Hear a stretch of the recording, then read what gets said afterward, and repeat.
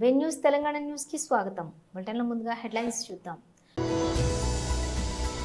తాడేపల్లి కేంద్ర కార్యాలయంలో కృష్ణా జిల్లా అధ్యక్షులు మాజీ మంత్రి పేర్ని నాని ప్రెస్ మీట్. అంబేద్కర్ విదేశీ విద్యా పథకం లబ్ధిదారులతో సీఎం చంద్రబాబు వర్చువల్ సమావేశం.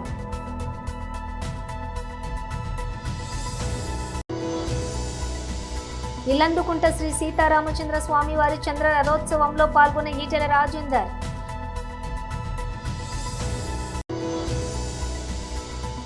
అంబేద్కర్ జయంతి వేడుకలకు హాజరైన కేంద్ర మంత్రి కిషన్ రెడ్డి.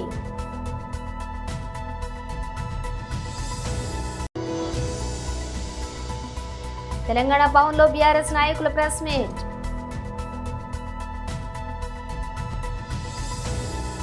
ఇక డీటెయిల్స్ చూస్తే తాడేపల్లి కేంద్రం కార్యాలయంలోని కృష్ణా జిల్లా అధ్యక్షులు మాజీ మంత్రి పేర్ని నాని ప్రెస్ మీట్ నిర్వహించారు. చేసిన రాజ్యాంగ విరుద్ధమైనటువంటి న్యాయ విరుద్ధమైనటువంటి సవరణలను లోక్సభలోనూ అలాగే రాజ్యసభలోనూ కూడా వైఎస్ఆర్ కాంగ్రెస్ పార్టీ వ్యతిరేకించడం జరిగింది. Telugu Desam party, Bharatiya Janata party, Janasena party ఈ మూడు పార్టీలు కూడా ఎప్పుడైతే మేము వక్ఫ్ చట్టానికి సవరణ చట్టానికి వైఎస్ఆర్ కాంగ్రెస్ పార్టీ వ్యతిరేకిస్తుంది అని చెప్పంగానే సాక్షి ఆఫీసులన్నీ కూడా వక్ఫ్ ఆస్తుల్లో ఉన్నాయి, అందుకని చెప్పని వీళ్ళు ఆ చట్ట సవరణకి అడ్డుకునే ప్రయత్నం చేస్తున్నారని చెప్పని ఒకళ్ళ మారి కబుర్లు చెప్పారు ఈ మూడు పార్టీల కూటమి వాళ్ళు. వెంటనే సాక్షి యాజమాన్యం తనకున్న ఆస్తుల మొత్తాన్ని లింకు డాక్యుమెంట్లతో సహా బయట పెట్టంగానే మొత్తం మూసుకుని ప్లేటు ఫిరాయించి రాజ్యసభలో విప్ ఇవ్వలేదు వైఎస్ఆర్ కాంగ్రెస్ పార్టీ, లోక్సభలో మాత్రం వక్ఫ్ చట్టానికి అంటే 1995 వక్ఫ్ చట్ట సవరణకి వ్యతిరేకంగా ఓటు చేశారు, కానీ రాజ్యసభలో మాత్రం చట్ట సవరణకి అనుకూలంగా ఓటు చేశారని చెప్పని తప్పుడు ప్రచారానికి తెరలేపారు. దానికి ముందు విప్ ఇవ్వలేదని చెప్పారు, రాజ్యసభలో విప్ ఇవ్వలేదని చెప్పారు. వెంటనే అయ్యా దిక్కుమాలిన వాళ్ళారా, ఇదిగో వైఎస్ఆర్ కాంగ్రెస్ పార్టీ విప్ ఇచ్చింది అని చెప్పి వెంటనే విప్పును బయట పెట్టంగానే మళ్ళీ నోళ్ళు మూసుకుని ఓటేయలేదు అని చెప్పని మాట్లాడారు. అరే ఓటేయకపోతే మీ చేతనైంది లోక్సభలో రాజ్యసభలో మీరే కదా అధికారం, టీడీపీ మంత్రులు ఉన్నారు, బీజేపీ వాళ్ళు ఉన్నారు, అధికారం మీ చేతిలో ఉంది, మరి బయట పెట్టండి అని నిలదీసేపటికి అక్కడి నుంచి ప్లేట్ ఫిరాయించి ఎక్కడైతే ఈ చట్ట సవరణ ద్వారా వక్ఫ్ చట్ట సవరణ ద్వారా ముస్లింల్లో భారతదేశ వ్యాప్తంగా ముస్లింల్లో అభద్రతాభావం జీవం పోసుకుందో, అలజడి ప్రారంభమైందో, వాళ్ళు ఎక్కడైతే నిరసన కార్యక్రమాలకు మొదలుపెట్టారో వెంటనే ఎగ్గు లేకుండా తెలుగుదేశం పార్టీ, జనసేన పార్టీ ఈ ముస్లింల నిరసన అంబేద్కర్ విదేశీ విద్యా పథకం లబ్ధిదారులతో సీఎం చంద్రబాబు వర్చువల్ సమావేశం నిర్వహించారు. డాక్టర్ అంబేద్కర్ ఓవర్సీస్ విద్యా నిధి స్కాలర్షిప్ని ప్రభుత్వం ఇచ్చింది సార్. ఆ ఇచ్చిన స్కాలర్షిప్ని వారు పొంది ఇప్పుడు జీవితంలో ఎంతో ఎత్తు ఎదిగి ఈరోజు మనతో మాట్లాడాలనుకున్న వారు ఇద్దరు కూడా, ఒకరు ఆస్ట్రేలియాలో ఉన్నారు సార్ మాస్టర్స్ చేసి, అలాగే ఒకరు కెనడాలో ఉన్నారు సార్. వీరిద్దరు కూడా ప్రపంచంలో వారికి ఇష్టమైన యూనివర్సిటీలో మనం ఇచ్చిన సపోర్ట్ ద్వారా వారు ఈ కోర్స్ పర్సూ చేసి ఇప్పుడు అక్కడ ఉన్నారు సార్. మీ పర్మిషన్తో వారు మాట్లాడతారు సార్. హాయ్ సార్, నమస్కారం sir. Hope you are doing well. Hi sir. How are you? I'm good, sir. My name is Anil Perikala. తెలుగులో మాట్లాడు. అందరూ ఇక్కడ ఉన్నారు, మీ ఊరు వాళ్ళు, మీ ఊరు పక్క వాళ్ళందరూ తెలుగు మాట్లాడండి. Thank you sir. నమస్కారం సార్. నా నమస్కారం పేరు అమ్మా. అనిల్. ఓకే అమ్మా, ఏంటి నీ హిస్టరీ ఏంటి? ఎక్కడ పుట్టారు, ఎక్కడ చదువుకున్నారు, ఏ ఊరు మీది? మాది Aithanagar sir, Tenali, Guntur district. Like నేను చదువుకుంది Telugu medium sir, 10th class దాకా. తర్వాత డిప్లొమా చేశాను గుంటూరు విజయవాడ పాలిటెక్నిక్ కాలేజీలో. తర్వాత విజ్ఞాన్ లారాలో ఇంజనీరింగ్ చేసి మాస్టర్స్కి వచ్చాను సార్ కెనడా. మీరు 2017లో ఈ ప్రోగ్రామ్ ఇనిషియేట్ చేసినప్పుడు నేను ఉన్నాను సార్. లైక్ ఇట్ వాజ్ మీరు అంటే ఇనిషియేటివ్ ద్వారా చాలామంది లబ్ధి పొందారు సార్ నాకు లాంటి వాళ్ళు. మా పేరెంట్స్ ఇద్దరు చదువుకోలేదు, నేను మా అమ్మమ్మ లైక్ హెల్ప్తో చదువుకున్నాను సార్. అండ్ ఇక్కడ దాకా రావడానికి ఈ స్కీమ్ చాలా ఉపయోగపడింది సార్. లైక్ ఇలాంటి స్టేజ్లో నేను ఉన్నానంటే ఇట్ వాజ్ లైక్ మీరు చేసిన హెల్ప్ ఈ ప్రోగ్రామ్ ద్వారా చాలా యూజ్ అవుతుంది సార్ చాలా మందికి. మా ఫ్యామిలీ అంతా లైక్ ఈ స్టేజ్కి ఉన్నారంటే it was a turning point in my life sir. So I want to be grateful. ఈ పాయింట్ని మీ దాకా తీసుకురావటం నాకు చాలా హ్యాపీగా ఉంది సార్. ఇలా కన్వే చేసుకోవటం చాలా happy moment sir in my life. Anil garu, yes sir. ఇప్పుడు ఏ ఉద్యోగం చేస్తున్నారు మీరు? నేను సాఫ్ట్వేర్ ఇంజనీర్గా చేస్తాను సార్. ఇక్కడ సాఫ్ట్వేర్ ఇంజనీర్ చేస్తాను సార్ ఇక్కడ కెనడాలో, టొరంటోలో. ఎన్ని సంవత్సరాల నుంచి పనిచేస్తున్నారు? 4.5 years సార్. ఇప్పుడు మీ జీతం ఎంత వస్తూ ఉంది? నాకు 90K and $90,000 సార్. అంటే ఇండియన్ కరెన్సీ ఎంత? లైక్ క్లోజ్ టు 60 lakhs, 50 నుంచి 60 లక్షలు. ఇల్లందుకుంట శ్రీ సీతారామచంద్ర స్వామివారి చంద్ర రథోత్సవంలో పాల్గొన్న ఈటెల రాజేందర్.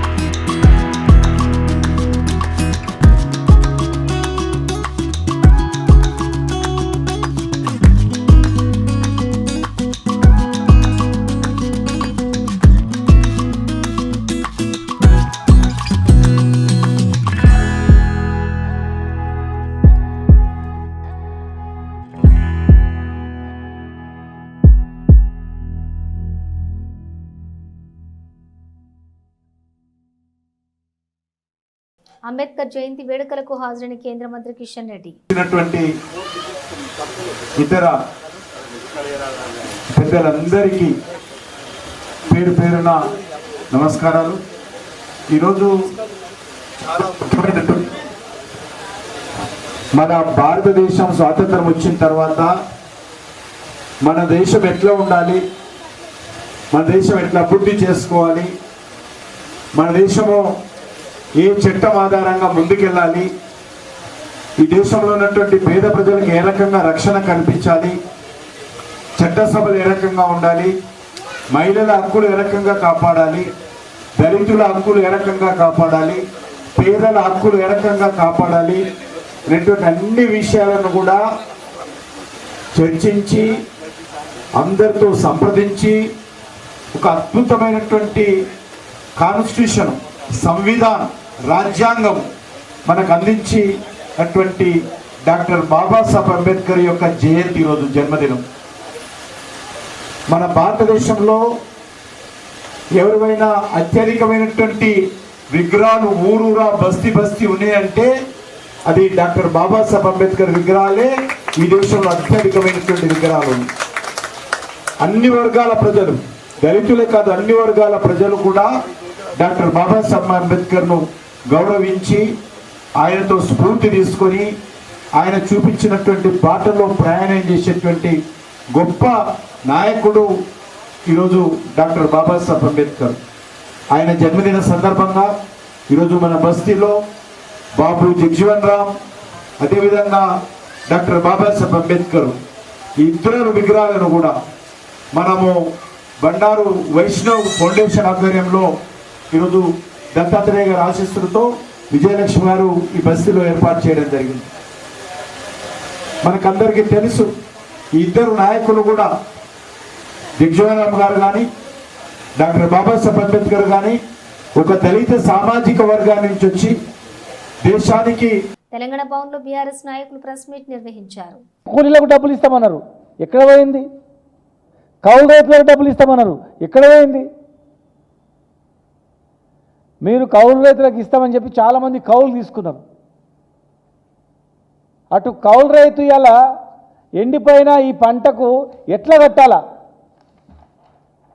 నిన్న పోయినాం, మల్లారెడ్డి అనే ఒక రైతు కళ్ళకు నీళ్ళు పెట్టుకున్నాడు. ఆయన కొడంగల్లో కళ్ళకు నీళ్ళు పెట్టుకొని ఏడ్చిండు. ఆయన నేను కౌలు తీసుకున్నా, నా పరిస్థితి ఏందని. ఓపులాయపల్లి దగ్గర పంట పండించిండు కౌలు రైతు, మొత్తం కొట్టుకపోయింది, ఏడుస్తున్నాడు. నేనేం చేయాలి? కౌలు రైతు నేను, నా పరిస్థితి ఏందని. మీరు ఇచ్చిన హామీలకు రాష్ట్రంలో రైతాంగం మొత్తం కూడా దివాలా తీసింది, రోడ్ల మీదకి వచ్చిర్రు. 2014 కన్నా ముందు ఏం పరిస్థితి వచ్చిందో మళ్ళీ ఆడికి వచ్చింది అంతే. మళ్ళీ కరెంటుకు ఎదురు చూడాలి, ఇలా బుగ్గ వేసి ఎప్పుడు వస్తుందో కరెంట్ అని బయటకు వచ్చి ఇట్లా పైకి చూడాలా, మేఘాలు వచ్చినాయా ఏంది, వర్షం వస్తుందా రాదా అని. ఇవాళ పరిస్థితి అత్యంత దారుణంగా ఉంది. వీళ్ళు ఇచ్చినటువంటివి హామీలు, ఏ ఒక్క హామీ రైతులకు ఇచ్చే ఒక్క హామీ, కౌలు రైతులకు రైతు బంధు ఇస్తామన్నారు, అది పోయింది. రైతు కూలీలకు ఇస్తామన్నారు, అది పోయింది. పంట బీమా అన్నారు, అది పోయింది. ఎన్నో చెప్పారు. రుణమాఫీ అన్నారు, మొత్తం అది గాలికి వదిలిపెట్టారు, సగం కూడా కాలేదు. రైతు కూలీలకు, భూమి లేని రైతులకు కూడా రైతు బీమా అన్నారు, అది పోయింది. ఇవాళ భూభారతి వచ్చింది.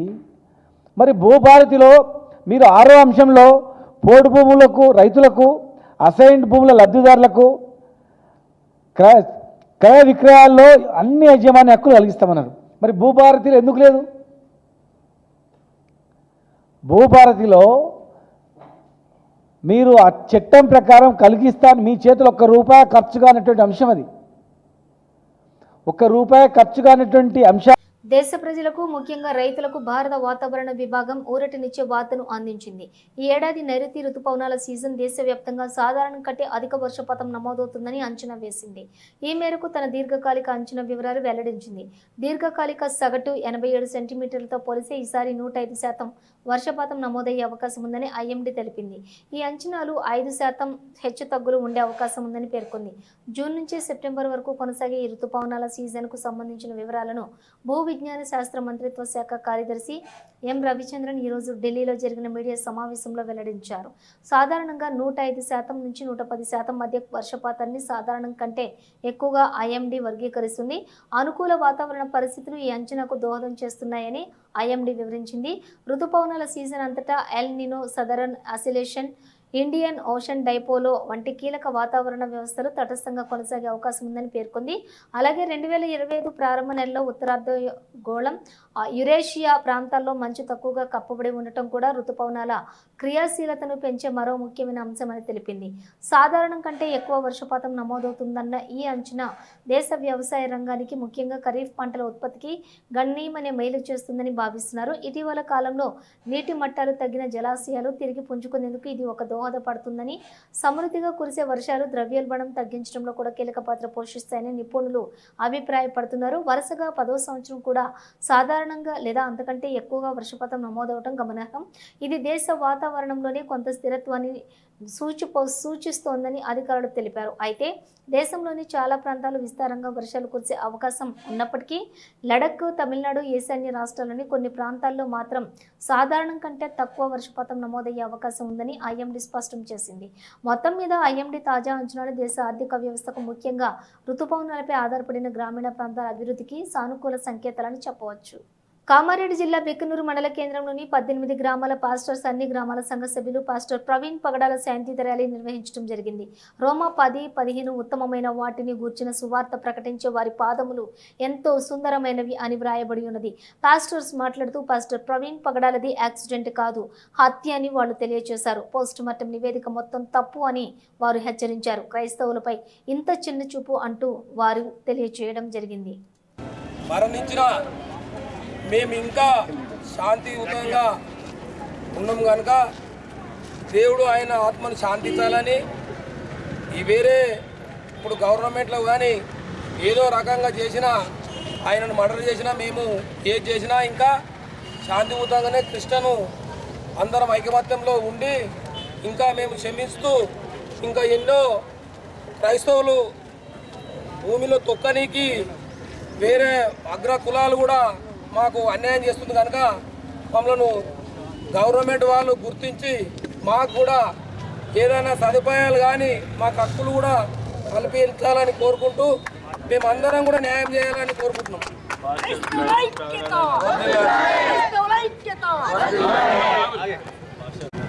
వివిధ మండలంలో వచ్చినటువంటి క్రైస్తవ సోదరులందరికీ దేవుని నామాన్ని బట్టి వందనాలు.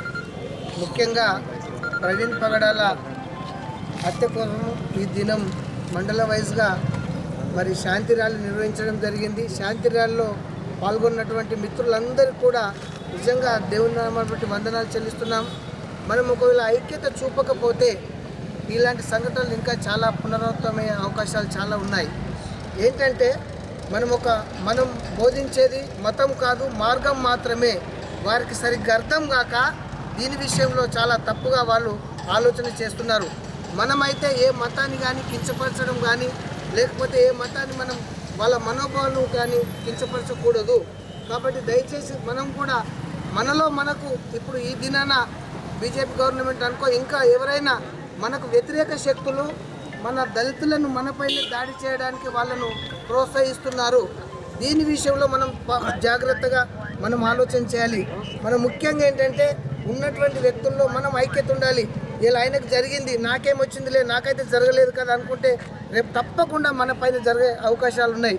కాబట్టి మనం ఐక్యతలో లోపం జరగద్దు. మరియు ఇంకోటి ఏంటంటే ప్రవీణ్ పగడాలది 100% హత్యనే. తప్పకుండా మనుషులంగా ఈ కోర్టులో ఒకవేళ తీసేసిన తప్పకుండా దేవుడు తప్పకుండా వారిని శిక్షిస్తాడు. కాబట్టి ఆ నిరీక్షణ కలిగి మనం ఉండాలి. మనం ఏ చేసినా శాంతియుతంగా వెళ్ళాలి. మనం ఎవరికి వ్యతిరేకం కాదు, మనం దేవుడు చూపినటువంటి ప్రేమను కూడా మనం ఇతరులకు చూపెట్టాలి. కాబట్టి దయచేసి ఈ విషయంలో ఇంకా రానున్న దినాల్లో తప్పకుండా ఇంకా అనేకమైన దాడులు జరిగే అవకాశాలు ఉన్నాయి. కాబట్టి మనం ఎక్కడ దాడులు జరిగినా మనం అందరం ఐక్యతతో ముందుకొచ్చి మనం అందరం కూడా ముందుకు వెళ్ళాలి. మనం కాపాడుకోవాలి. మన దేవుడు చూపినటువంటి మార్గాన్ని చూపెట్టాలి. ఇంకోటి ఏంటంటే మనం ముఖ్యంగా నాకు తెలిసినటువంటి విషయం ఏంటంటే మనలో ఎంతమంది అయితే కొంతమంది మన కులాల్లో దళితులు ఉన్నారు, వారిని పెద్ద వారికి పోస్టులు ఇచ్చి వారికి మంచి మంచి నాయకులుగా తయారు చేసి మనకు ఉసుగొల్పే అవకాశాలు 99% ఉన్నాయి. కాబట్టి మనం ఒకవైపు క్రైస్తవ వైపు, రెండోది అంబేద్కరిజం వైపు వారిని తప్పకుండా తీసుకెళ్ళాలి. కాబట్టి ఈ విషయంలో సహకరించినటువంటి పెద్దలందరికీ కూడా ధన్యవాదాలు తెలియజేస్తూ, ముఖ్యంగా మరి ఇచ్చేసినటువంటి మీడియా వారికి కూడా ధన్యవాదాలు తెలియజేస్తూ మరి ముగిస్తున్నాను. వేసవి కాలంలో దొంగతనాలు జరగకుండా కోవూరు పట్టణ మరియు మండల ప్రజలు ఈ క్రింది జాగ్రత్తలు మరియు సూచనలు పాటించి పోలీసు వారికి సహకరించవలసిందిగా తెలియజేయటం అయినది. మీ ఇల్లు మీరు లేని సమయంలో దొంగల బారిన పడకుండా కాపాడుటకు పోలీసు వారిచే LHMS అనే సిస్టమ్ను ఏర్పాటు చేశారు. దానిని పోలీసు వారు నెల్లూరు పట్టణం నుంచి కోవూరుకు విస్తరింపచేశారు. దీనిని పట్టణ ప్రజలు ఉపయోగించుకోవలసిందిగా ప్రార్థన. దీనికి మీరు చేయవలసింది కేవలం మీ మొబైల్ ఫోన్లోని LHMS అనే యాప్ను డౌన్లోడ్ చేసుకోవాలి. పోలీసు వారి సూచనలు పత్రికాముఖంగా తెలియజేస్తున్నాం. వేసవి కాలంలో ఇళ్లల్లో దొంగతనాలు తరచుగా జరుగుతూ ఉన్నాయి. ప్రజలందరినీ కూడా గత డిసెంబర్ నెల నుండి కూడా అప్రమత్తం చేస్తూ ఉన్నాం. క్రిస్మస్, జనవరి 1 సంక్రాంతి వచ్చినప్పుడు కూడా అందరికీ పత్రికాముఖంగా విజ్ఞప్తి చేశాం. మీ ఇళ్ల నుంచి దూరంగా వెళ్ళేటప్పుడు పోలీసు శాఖ ఉచితంగా ఏర్పాటు చేసినటువంటి LHMS locked house monitoring system అంటే మీరు ఇంటికి తాళం వేసి దూరంగా కొద్ది రోజులు వెళుతున్నట్లయితే పోలీసు వారికి ముందుగా సమాచారం ఇస్తే మీ ఇంటి మీద నిఘా ఏర్పాటు చేయడం జరుగుతుంది. ఫిజికల్గా, టెక్నికల్గా మీ ఇంట్లోనే సీసీ కెమెరాలు మేము ఏర్పాటు చేసి వాటిని 24/7 మా కంట్రోల్ రూమ్ ద్వారా నిఘా పెట్టి పరిశీలించడం జరుగుతుంది. తద్వారా మీరు భరోసాతో మనశ్శాంతిగా వేరే ఊరు వెళ్ళినా మీ వస్తువులన్నీ కూడా ఎట్లాంటి దొంగతనానికి గురి కాబడవు.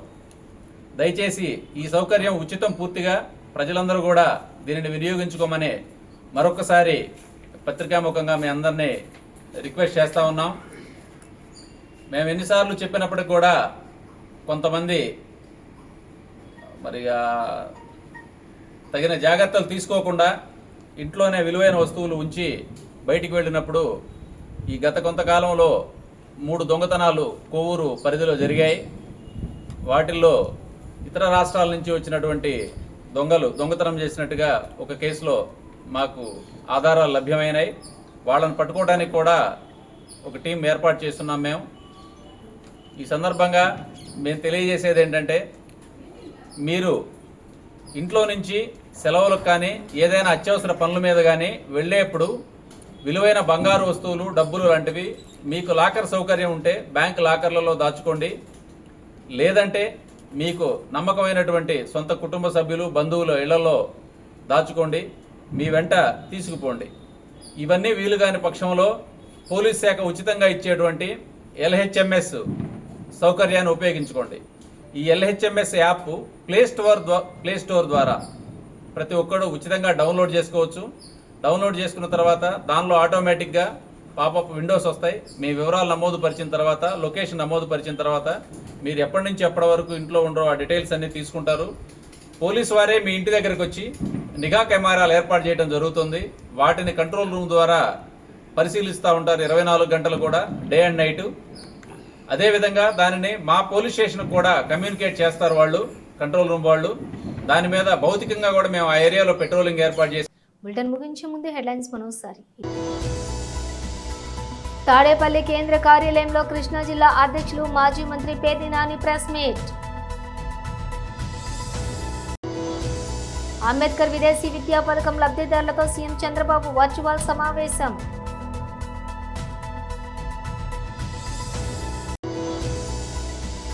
ఇల్లందుకుంట శ్రీ సీతారామచంద్ర స్వామి వారి చంద్ర రథోత్సవంలో పాల్గొన్న ఈటెల రాజేందర్.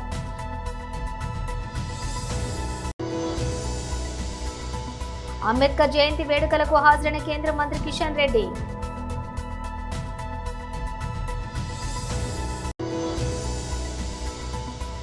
తెలంగాణ భవన్లో బీఆర్ఎస్ నాయకుల ప్రెస్ మీట్. ఈ బులెటిన్ విశేషాలు. మరో బులెటిన్తో మళ్ళీ కలుద్దాం.